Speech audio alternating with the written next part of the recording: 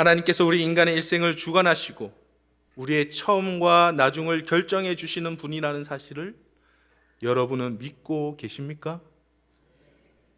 우리의 태어나고 죽는 것, 우리의 전 일생을 우리 주님이 철저히 주관하고 계시다는 사실을 정말 믿고 계시는 것입니까?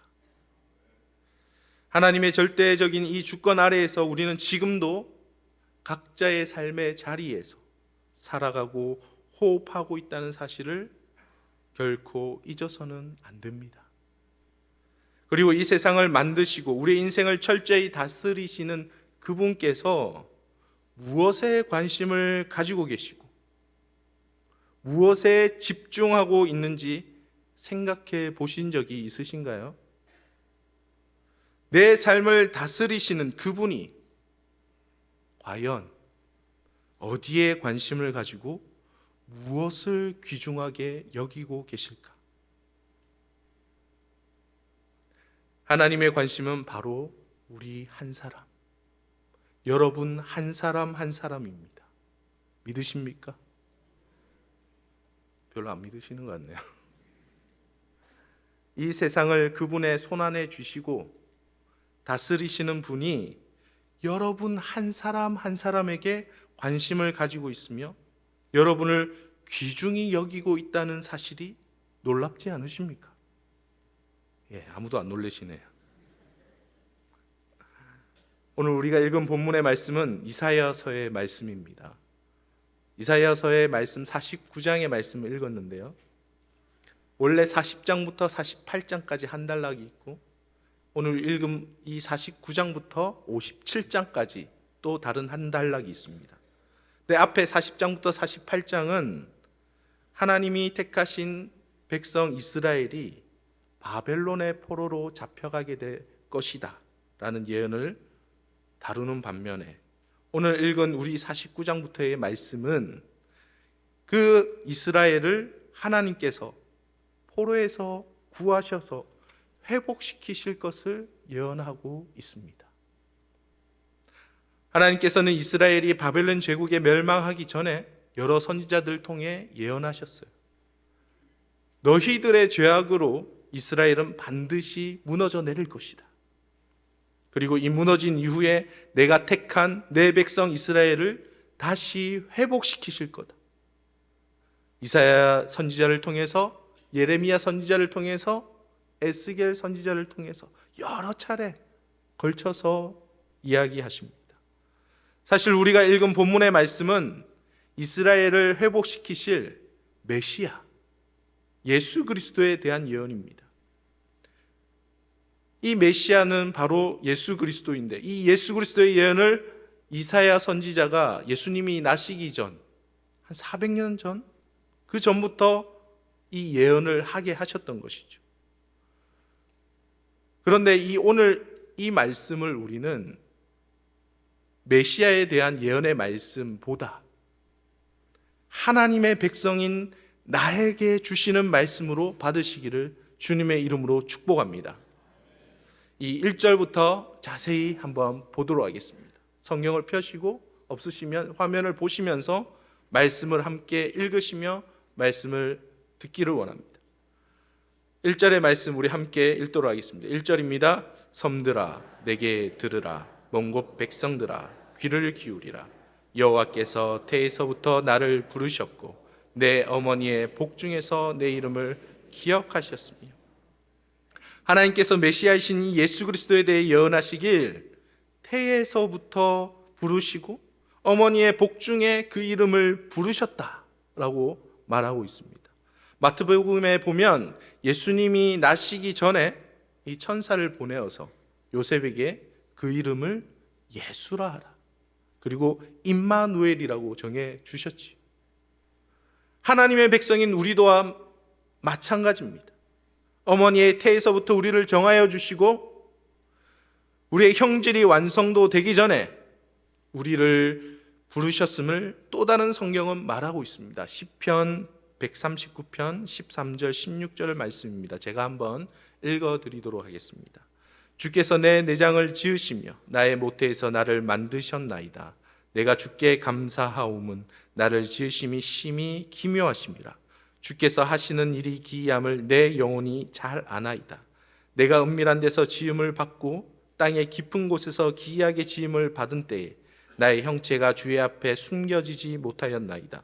내 형질이 이루어지기 전에 주의 눈이 보셨으며 나를 위하여 정한 날이 하루도 되기 전에 주의 책에 다 기록되었나이다.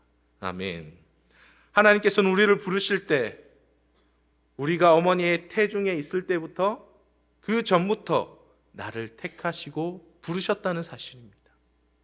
하나님은 우리에게 그만큼 관심을 가지시고 집중하고 계시는데 우리는 그것을 깨닫지 못하는 거예요.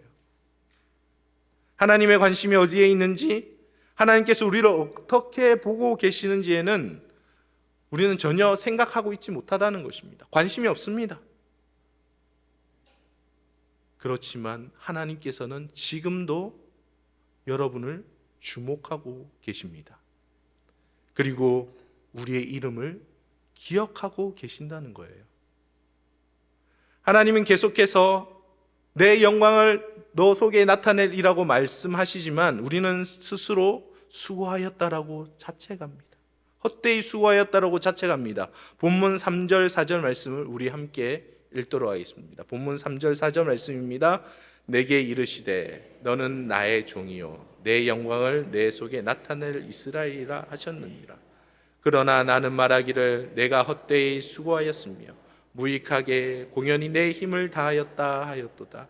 참으로 나에 대한 판단이 여호와께 있고 나의 보응이 나의 하나님께 있느니라. 무엇을 말씀하고 있는 것입니까?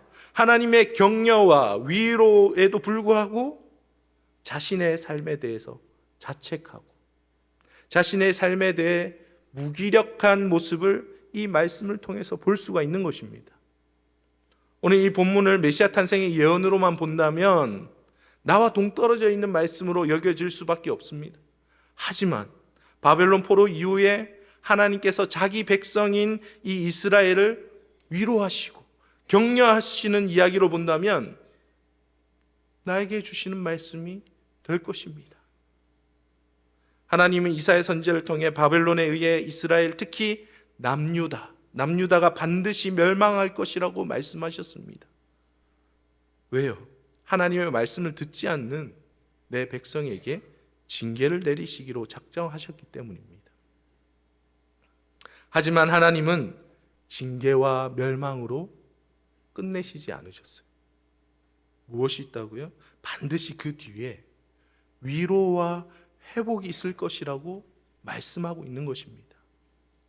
바벨론에 의해 멸망당하고 모든 예루살렘 성이 돌 위에 돌 하나도 남기지 않고 초토화가 되었을 때 너희들은 이렇게 말할 것이다. 내가 헛되이 수고하였으며 무익하게 공연히 내 힘을 다하였도다. 참으로 나에 대한 판단이 여호와께 있고 나의 보응이 나의 하나님께 있느니라. 내가 할 수 있는 것이 아무것도 없구나. 이제는 모든 판단을 하나님께 맡겨야 되겠구나. 그것을 느끼게 되는 단계가 온다는 것이에요. 절망과 두려움에 쌓여서 무기력해졌을 때, 나 혼자의 힘으로는 도저히 아무것도 할 수 없다고 말할 그때에 하나님의 백성들은 그제서야 하나님을 찾게 되고 하나님의 말씀에 귀를 기울이게 됩니다. 본문 5절 말씀 우리 함께 읽도록 하겠습니다. 5절 말씀입니다. 이제 여호와께서 말씀하시나니 그는 태에서부터 나를 그의 종으로 지으신 이시요 야곱을 그에게로 돌아오게 하시는 이시니 이스라엘이 그에게로 모이는도다. 그러므로 내가 여호와 보시기에 영화롭게 되었으며 나의 하나님은 나의 힘이 되셨도다. 아멘. 너가 아무것도 할 수 없다고 생각될 때, 도저히 내 힘으로 할 수 없다고 생각되는 그때 너를 태에서부터 너의 이름을 아시는 하나님을 기억해야 한다는 것입니다. 여기에서 여호와 보시기에 영화롭게 되었으며 라는 표현은 원문에 카바드라는 단어를 썼습니다. 이 카바드는 어떤 의미가 있냐? 무겁다, 귀중히 여기다라는 단어입니다. 즉 다시 해석하면 여호와께서 나를 귀중히 여기셨다. 그리고 나의 하나님은 나의 힘이 되셨도다 라고 고백하고 있습니다. 앞서 4절에서와는 다르게 4절에서는 어떻게 표현했죠? 헛되이 수고하였다. 자책해야죠. 지금 5절에서는 이제는 하나님이 나를 기억하시고 내 이름을 아시며 나를 귀중하게 보시는 것을 내가 알았기에 그냥 하나님이 아닌 나의 하나님, 그리고 그 하나님이 나의 힘이 되셨다라고 고백하고 있는 것입니다. 바로 그때 하나님이 6절의 말씀으로 정확히 이야기하십니다. 6절의 말씀 우리 함께 읽겠습니다. 그가 이르시되 내가 나의 종이 되어 야곱의 지파들을 일으키며 이스라엘 중에 보존된 자를 돌아오게 할 것은 매우 쉬운 일이라. 내가 또 너를 이방의 빛으로 삼아 나의 구원을 베풀어서 땅 끝까지 이르게 하리라. 이것은 예수 그리스도를 지칭하는 예언이 바로 여기에서 나오게 되는 것입니다. 우리 예수님도 하나님께서 주시는 힘으로 사역하셨습니다. 자신이 하나님 본인이신데도 불구하고 늘 새벽마다 하나님께 매달리시는 예수님의 모습을 우리는 신약의 말씀을 통해서 볼 수 있습니다. 예수님도 하나님이 공급하시는 힘으로 사역을 하셨는데 우리 스스로가 무슨 힘이 있다고 내 힘으로 살려고 하고 계시는 것입니까? 또한 바벨론에게 완전히 망한 이스라엘을 다시 돌아오게 하는 것은 하나님께는 매우 쉬운 일이라고 말씀을 통해 예언하고 있습니다. 완전히 무너졌다고, 더 이상 회복할 수 없다고 말하는 이스라엘 백성들을 다시 돌아오게 하는 분이 하나님이시라는 것을 말씀을 통해 강조하고 있는 것입니다. 우리의 인생이 완전히 무너졌다고 생각될 때에도 하나님은 우리를 기억하고 계십니다. 더 이상 내가 도저히 버틸 수가 없어 라고 느껴질 때에도 우리를 쉽게 회복시키시는 분이 바로 우리 하나님이시라는 사실입니다. 성도 여러분, 이 말씀을 붙드셔야 합니다. 그리고 그분이 그의 백성들에게 다시 한번 말씀하십니다. 7절 말씀 우리 함께 읽겠습니다. 이스라엘의 구속자, 이스라엘의 거룩한 이이신 여호와께서 사람에게 멸시를 당하는 자, 백성에게 미움을 받는 자, 관원들에게 종이 된 자에게 이같이 이르시되 왕들이 보고 일어서며 고관들이 경배하리니 이는 이스라엘의 거룩하시니 신실하신 여호와 그가 너를 택하였음이니라. 아멘. 사람에게 멸시를 당하는 자, 백성에게 미움을 받는 자, 관원들에게 종이 된 자가 누굽니까? 바로 예수 그리스도이십니다. 우리 주님은 사람들을 사랑하시며 그렇게 수많은 기적과 사랑을 베푸셨음에도 십자가 위에서 온갖 수치와 조롱을 당하셨죠. 여기에서 미움을 받는다, 백성에게 미움을 받는다는 표현을 원문으로 보면 지긋지긋하게 싫어하다, 구역질 날 정도로 혐오하다 라고 해석할 수 있는데, 주님은 그런 모욕과 혐오와 멸시를 당하셨다는 것이에요. 하지만 하나님께서는 이 예수님을 십자가 사건 이후에 만왕의 왕으로 높이신다고 성경은 예언하고 있습니다. 왕들이 보고 일어서며 고관들이 경배하리니. 예수 그리스도를 따르는 그리스도인들도 마찬가지입니다. 하나님의 백성인 우리 그리스도인들도 예수님처럼 사랑을 베풀었는데도 사람들에게 멸시받고 백성들에게 혐오와 미움을 받게 되지만 결국은 하나님께서 우리를 높여주시고 세워주실 때가 반드시 있다는 것입니다. 그리고 그 이유가 마지막에 나와 있습니다. 이는 이스라엘의 거룩하시니 신실하신 여호와 그가 너를 택하였음이니라. 원문에는 때문에라는 단어가 있는데요, 다시 읽어드리면 이는 이스라엘의 거룩하시니 신실하신 여호와 그가 너를 택하였기 때문이니라. 하나님께서 예수 그리스도를 택하셨기에, 하나님께서 하나님의 백성인 우리를 택하셨기에 그런 조롱과 혐오와 수치와 절망 속에서도 결국은 다시 세워주시며 회복시키신다고 말씀하고 있는 것입니다. 사랑하는 성도 여러분, 지금 어떤 시간을 보내고 계십니까? 조롱과 수치 가운데 있으십니까? 사람들에게 미움을 받고 오해를 받고 멸시를 당하고 계십니까? 하나님께서 반드시 다시 세워주실 것입니다. 예수님을 십자가에 철저히 외면하셨던 그 하나님께서 다시 그를 세워주셨듯이 하나님의 백성인 우리들을 이 고통의 순간이 지나간 후에는 다시 회복시켜 주실 것임을 오늘 말씀을 통해서 우리에게 선포하고 있는 것입니다. 그것이 무엇 때문이라고요? 거룩하고 신실하신 여호와 하나님께서 친히 우리를 택하셨기 때문입니다. 본문의 말씀은 제가 성경 봉독 때 7절까지 읽었지만 원래는 15절까지 말씀입니다. 너무 길어서 제가 잘랐는데요.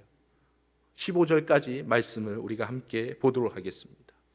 하나님께서는 메시아를 통해 이스라엘 예루살렘을 회복시키겠다고 한 번 더 힘을 주어 강조하십니다. 8절 말씀을 우리가 함께 읽겠습니다. 여호와께서 이같이 이르시되 은혜의 때에 내가 내게 응답하여 구원의 날에 내가 너를 도왔도다. 내가 장차 너를 보호하여 너를 백성의 언약으로 삼으며 나라를 일으켜 그들에게 그 황무하였던 땅을 기업으로 상속하게 하리라. 아멘. 은혜의 때, 구원의 날에 하나님께서 도우신다고 말씀하고 있는 것입니다.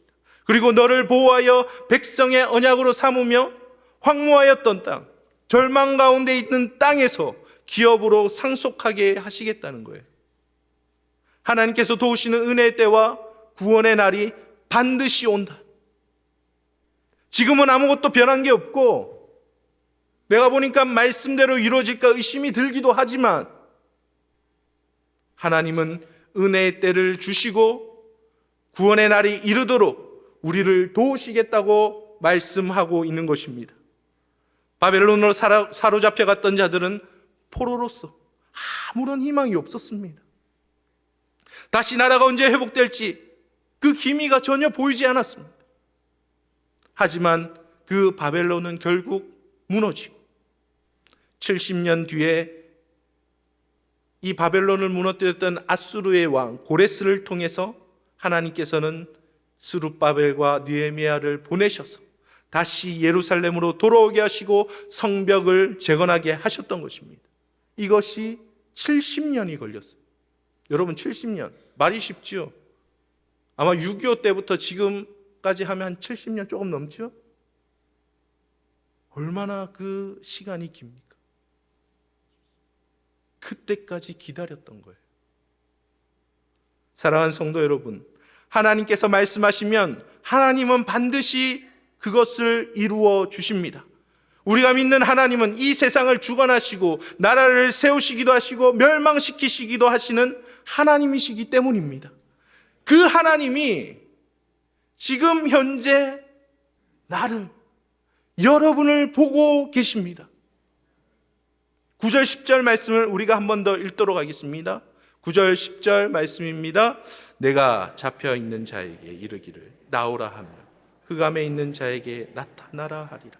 그들이 길에서 먹겠고 모든 헐벗은 산에도 그들의 풀밭이 있을 것인지 그들이 줄이거나 목마르지 아니할 것이며 더위와 볕이 그들을 상하지 아니하리니 이는 그들을 긍휼히 여기는 이가 그들을 이끌되 샘물 근원으로 인도할 것임이라. 아멘.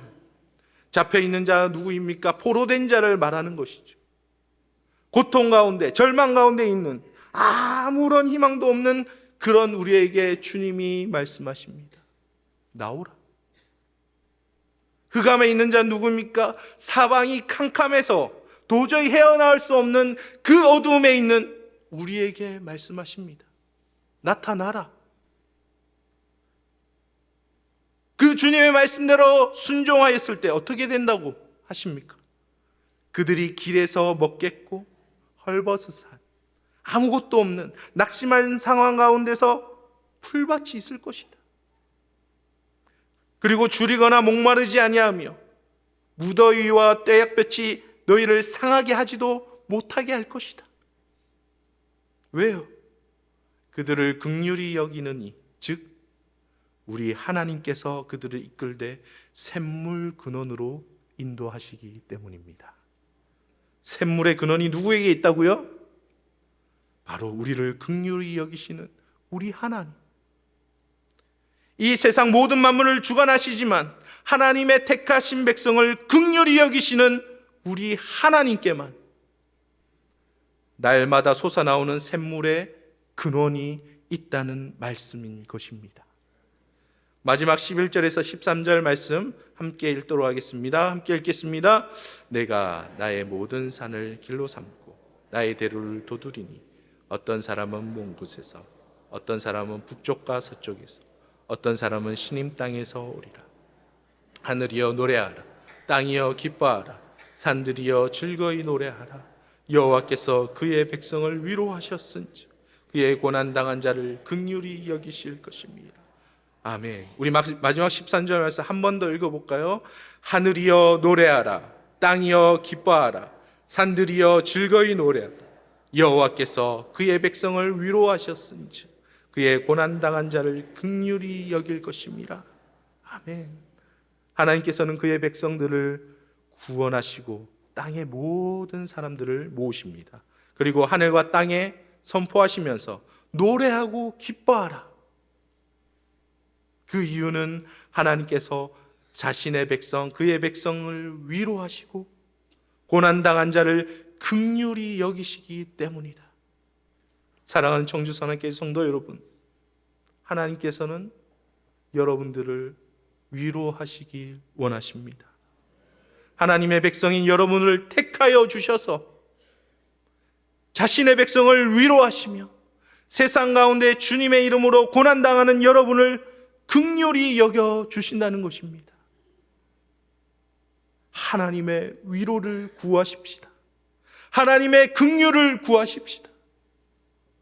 하나님은 지금도 여전히 주님의 백성인 우리들을 지켜보고 계십니다. 그런데 이렇게 하나님께서 위로하시겠다, 긍휼을 베푸시겠다, 그리고 회복시키시겠다 말씀하시는데도 이스라엘은 듣지 못합니다. 아니, 들으려고 하지도 않습니다. 14절 말씀입니다. 함께 읽겠습니다. 오직 시온이 이르기를 여호와께서 나를 버리시며 주께서 나를 잊으셨다 하였거니와. 바벨론의 포로가 되는 순간, 예루살렘 성이 완전히 무너지는 순간, 모든 희망이 끊어지는 순간에 우리는 이렇게 이야기합니다. 하나님 나를 버리셨구나. 하나님 나를 잊으셨구나. 하나님이 살아계시다면 어떻게 이런 일이 있을 수 있어? 하나님 살아계시는 거 맞아? 그때 하나님은 그런 고난당한 우리들을 보시며 말씀하십니다. 15절 말씀 우리 함께 읽겠습니다. 여인이 어찌 그 젖먹는 자식을 잊겠으며 자기 태에서 난 아들을 긍휼히 여기지 않겠느냐.